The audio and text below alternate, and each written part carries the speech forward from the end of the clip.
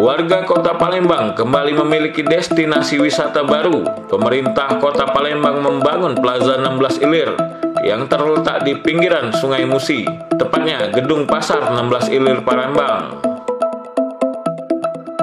Plaza 16 Ilir ini mengusung pemandangan tepi Sungai Musi nan asri. Sementara plaza ini akan diresmikan dan terbuka bagi warga Kota Palembang setelah penyerahan aset pemerintah Kota Palembang. Dengan luas 64,53 kali 15,50 meter ini, Plaza Pasar 16 Ilir dibangun dan telah dimanfaatkan sebagian warga masyarakat, khususnya pengunjung Pasar 16 Ilir, baik melepas penat ataupun sekedar untuk bersuah foto ria, karena berlatar belakang Jembatan Ampera sebagai ikon Kota Palembang.